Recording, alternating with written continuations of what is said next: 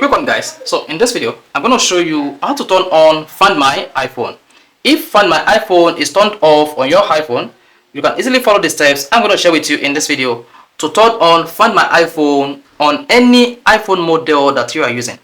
The essence of this is to allow you to track your iPhone if misplaced, or put your iPhone in lost mode. You can also use the Find My iPhone feature on your iPhone to erase your iPhone if misplaced or stolen. So in this video, I'll walk you through the steps that you just need to take to make sure you turned on Find My iPhone on your device to add additional security on your iPhone. So the first one to do is go to your iPhone settings, click on your iPhone profile name or Apple ID, then click on Find My, tap Find My iPhone, then enable this feature, that is toggle on Find My iPhone.